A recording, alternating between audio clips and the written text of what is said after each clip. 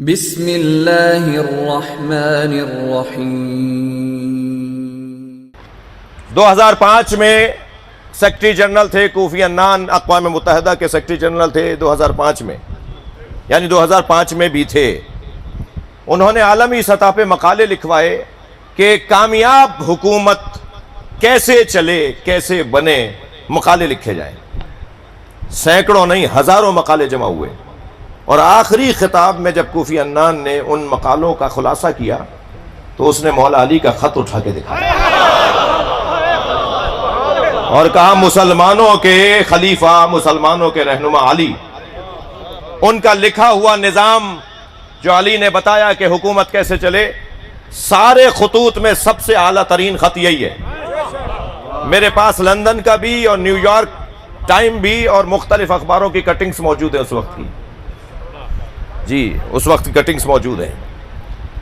اس میں مولا نے جو خط لکھا حضرت مالک اشتر کو گورنر مصر بناتے ہوئے، مصر کا گورنر بناتے ہوئے مولا علی نے جب خط لکھا تو آپ نے معاشرے کو 9 حصوں میں تقسیم کیا ہے کہ معاشرے میں 9 طرح کے لوگ رہتے ہیں۔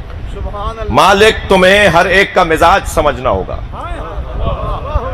جی ان میں سے ایک زراعت پیشہ لوگوں کو بھی بیان کیا مولا نے، جی زراعت پیشہ لوگوں کے لیے بارے میں مولا نے فرمایا کہ ایک طبقہ معاشرے میں زراعت پیشہ، زمیندار جو کاشت کرتے ہیں، جو زمین پر فصلیں لگاتے ہیں، ایک طبقہ وہ بھی ہے، وہ میں نے ضمناً کہا۔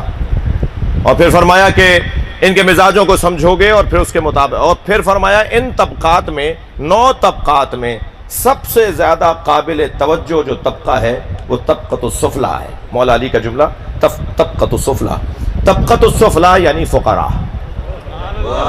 مساکین، جی جن کے پاس صبح روٹی کھا لی تو رات کے لیے نہیں ہے، جنہوں نے آج کھا لیا تو کل کے لیے نہیں ہے۔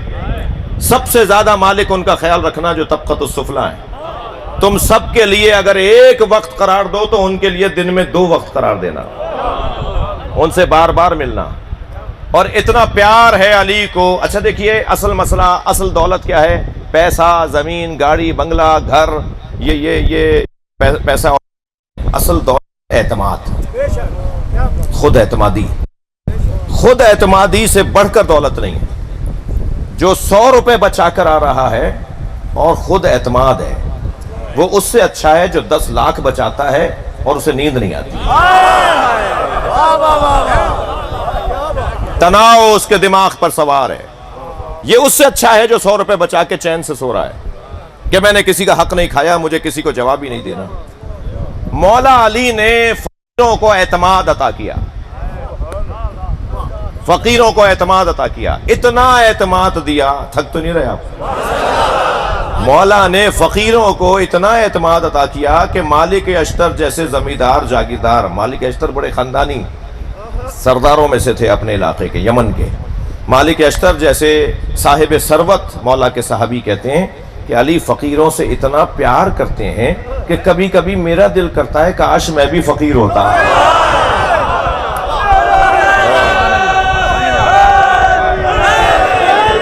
صلوات پڑھیں گے محمد و آل محمد۔ اصل بات جو میں کرنے جا رہا تھا، جس کے لیے میں نے 4-6 جملے آپ کو اور ہدیہ کر دیے، اس خط میں توجہ چاہوں گا شاہ صاحبان سے، اس خط میں مولا علی نے ایک آیت سے بھی استفادہ نہیں کیا ہے۔ خط اگر A4 سائز پر آپ پرنٹ نکالیں گے نا تو تقریباً 3 صفحوں کا خط نکلے گا۔ اگر 15 کے فونٹ کے اوپر نکالیں گے، 17 کے فونٹ پہ، 18 کے فونٹ پہ نکالیں گے تو 4 صفحوں کا بن جائے گا، جی 4 صفحوں کا لے لیجئے A4 سائز میں۔ اس 4 صفحوں کے خط میں مولا کائنات نے ایک قرآن کی آیت سے بھی دلیل نہیں پیش کی۔ میں تو ابھی اگر آیتیں نہیں پڑھوں تو آپ کہیں گے تقریر کیسی تھی، قرآن ہی نہیں پڑھا۔ میں اگر حدیثیں نہ پڑھوں تو آپ کہیں گے یہ مولوی صاحب کیسے ہیں، کوئی حدیث ہی نہیں آتی۔ مولا کائنات سے بڑھ کر کوئی قرآن جانتا ہے؟ جو خود مجسم قرآن ہو، جو خود بولتا قرآن ہو۔ تو مولا کو تو سب سے زیادہ قرآن کی آیتیں اس میں لکھنی چاہیے تھی۔ ایک آیت بھی مولا نے اس خط میں نہیں لکھی، ایک حدیث بھی نہیں لکھی۔ کیوں نہیں لکھی؟ اس لیے کہ علی خط لکھ رہے ہیں، توجہ چاہوں گا، مجھے موقع مل رہا ہے، علی خط لکھ رہے ہیں معاشرے میں حکومت کرنے والے حاکم کے لیے، اور معاشرے میں تو مسلمان رہتا ہے, ہندو بھی رہتا ہے, عیسائی بھی رہتا ہے, یہودی بھی رہتا ہے. اگر علی نے خط لکھا ہوتا قرآن کی آیتوں سے تو مسلمان کہتا یہ میرے لیے لکھا ہے, ہندو کہتا میرا اس سے کیا واسطہ ہے, عیسائی کہتا یہ میرے لیے تو لکھا ہی نہیں ہے, میں قرآن کو مان نہیں رہا, علی نے قرآن سے آیتیں پیش کی ہیں. علی مولا نے ایک آیت بھی نہیں لکھی, ہندو بھی آج کہہ رہا ہے یہ علی نے میرے لیے لکھا ہے. عیسائی بھی آج کہہ رہا ہے, کوفی عنان کون ہے, وہ کہہ رہا ہے میرے لیے لکھا ہے. جی راجیو گاندھی نے ہندوستان میں اس خط کو چھپوایا, وہ نسخہ بھی میرے پاس ہے. ہندوستان کے وزیر اعظم نے اس خط کو چھپوا کر پرنٹ اس کا عام کروایا اور کہا اگر حکومت کامیاب چلانی ہے تو علی کو پڑھو. یعنی 1400 سال پہلے جو علی نے مزاج بتایا آج بھی مزاج وہی ہے. جی گورنر جہادات خان تھے ہمارے ہاں سندھ کے اندر, گورنر تھے سندھ کے, اور بڑی بڑی پوسٹوں پہ اور بڑے افسران اس کو چھپواتے رہے ہیں. اس خط کو ہم نے موجودہ جو ابھی حکومت کچھ وقت کے لیے ہٹی ہے انہیں بھی, خان صاحب کو بھی میں نے جب انگریزی میں علامہ رشید ترابی کا خط دیا, یعنی علامہ رشید ترابی نے جو انگریزی ترجمہ, قائد اعظم کو اردو پڑھنا نہیں آتی تھی تو انہوں نے فرمایا علامہ رشید ترابی سے کہ مجھے انگریزی ترجمہ کروا کے دو, تو خود علامہ رشید ترابی نے جو انگریزی ترجمہ کیا تھا وہ قائد اعظم کو دیا گیا. تو قائد اعظم کو دیا ہوا ترجمہ وہ میں نے ابھی پچھلے دفعہ جب خان صاحب کو دیا تو مجھے یہ کہہ کر انہیں خوشی ہوئی, کہنے لگے کہ میں اردو میں اس کو بہت سمجھ کے پڑھتا تھا, یہ مجھے زیادہ اچھا سمجھ میں آئے گا. تو ہماری خواہش یہ ہے کہ ہم نے تو کبھی یہ مطالبہ ہی نہیں کیا کہ صدر ہمارے مسلک کا ہو, وزیر اعظم ہمارے مسلک کا ہو. ہمارا تو سیدھا سا مطالبہ یہ ہے کہ پاکستان کو آئین کے مطابق لے کے چلو, پاکستان کو قانون کے مطابق لے کے چلو, پیشہ ورانہ انداز سے, پروفیشنل انداز سے لے کے چلو. جب ہر چیز پیشہ ورانہ انداز سے چلے گی تو کہ مسئلے ہی نہیں رہیں گے لوگوں کے. ہم فرقہ واریت کی باتیں نہیں کر رہے. کون ہے جو اللہ سے قرب زیادہ رکھتا ہے, تو اس ترجمے میں بھی میں بہت حاشیے میں چلا گیا, اس ترجمے میں بھی دقت کی ضرورت ہے. ایسے ہی 2 حدیثیں سنا دیتا ہوں جس کا ترجمہ ذرا جلدی میں کیا گیا ہے, ترجمہ دوبارہ ہونا چاہیے. مثلا مولا علی کا ایک قول سنایا جاتا ہے, سلونی سلونی قبل ان تفقدونی, پوچھو پوچھو اس سے پہلے کہ میں دنیا سے چلا جاؤں. ترجمہ اچھا نہیں ہے, ترجمہ اچھا نہیں ہے. ترجمہ یہ ٹھیک ہے مگر اس سے اچھا بھی ہو سکتا ہے. علی یہ نہیں کہہ رہے کہ سلونی سلونی قبل ان تفقدونی, پوچھو پوچھو اس سے پہلے کہ میں دنیا سے چلا جاؤں. علی یہ کہہ رہے ہیں سلونی سلونی قبل ان تفقدونی, پوچھو پوچھو اس سے پہلے کہ تم مر جاؤ. جی جی جو علی سے نہیں پوچھے گا مر جائے گا. ایسے ایک اور حدیث کتنی مشہور ہے, آپ سب کو بچے بچے کو یاد ہوگی. سرکار نے فرمایا ان الحسن والحسین سیدہ شباب اہل الجنہ. سب نے ترجمہ کیا ہے کہ حسن و حسین جوانان جنت کے سردار ہیں. ترجمہ ٹھیک نہیں ہے.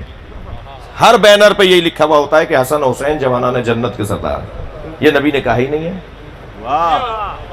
سامنے کی عربی ہے, سادہ زبان میں سرکار نے بات فرمائی ہے. حضرت فرما رہے ہیں ان الحسن والحسین سیدہ شباب اہل الجنہ, حسن و حسین جوانان اہل جنت کے سردار ہیں. اور اہل جنت ہونے کے لیے مرنا ضروری نہیں ہے. اسی دنیا میں اہل جنت بن جاؤ تو حسنین تمہارے سردار ہیں. صلوات پڑھیں محمد و آل محمد.